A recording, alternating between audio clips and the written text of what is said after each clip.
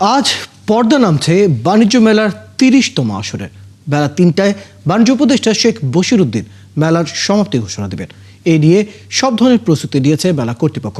এদিকে মেলা শেষের আগের ছুটির দিনে লোকারণ্য হয় বাণিজ্য মেলার প্রাঙ্গণ। সকল স্টল ও প্যাভিলিয়নে ক্রেতাদের আকৃষ্ট করতে দেওয়া হয় বিশেষ ছাড়। রিয়াজ হোসেনের তথ্য ও ছবিতে প্রতিবেদন। শনিবার পর্দা নামছে ঢাকা আন্তর্জাতিক বাণিজ্য মেলার। মেলা শেষের আগের দিনে বাঁধ ভেঙেছিল ভিড়। সব স্টল ও প্যাভিলিয়নে ছিল বেচা কেনার ধুম। মধ্যমাঘে ছুটির সকালে রূপগঞ্জের পূর্বাচলে স্থায়ী venue Bangladesh China friendship exhibition সেন্টারের প্রবেশদ্বার খুলে দেওয়ার পর থেকে রাজধানী ঢাকা, নরসিংদী, গাজীপুর সহ দেশের বিভিন্ন জেলা উপজেলার লোকজনকে মেলা প্রাঙ্গণে দেখা যায় পরিবার পরিজন সহ।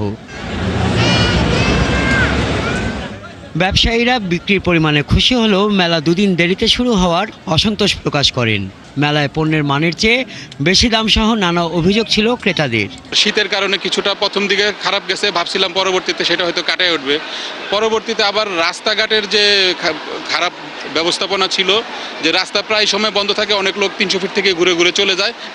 মোটামুটি ভালোই হয়েছে, তবে কাস্টমার খুবই কম। ওদের চাহিদা বা প্রাইস বেশি হওয়ার কারণে ওরা নিচ্ছে না। প্রত্যাশা পূরণ হইতো যদি 3 দিন মেলা বাড়াইতো। প্রথমে আমাদের 3 দিন মেলা স্কিপ ছিল, দেন এটা তো পাইতেছি না, এই সময়টা তো হচ্ছে না।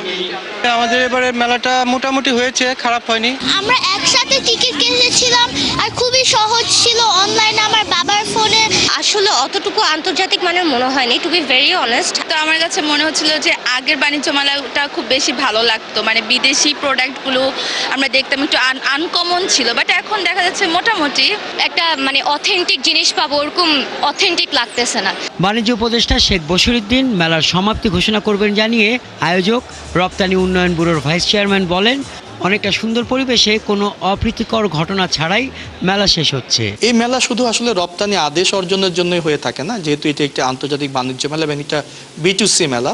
এটা কনজিউমারদের মধ্যে এবং দেশি বিদেশি কনজিউমারদের এবং যারা আমাদের ব্যবসায়ী আছেন তাদের মধ্যে বাংলাদেশের পণ্য সামগ্রী প্রসারের জন্য হয়ে থাকে। মেলার 30তম আসরে বিভিন্ন ক্যাটাগরিতে দেশি বিদেশি বিভিন্ন পণ্য সামগ্রী নিয়ে মোট 324টি স্টল ও প্যাভিলিয়ন অংশ নেয়। হাসান আহমেদ, 71।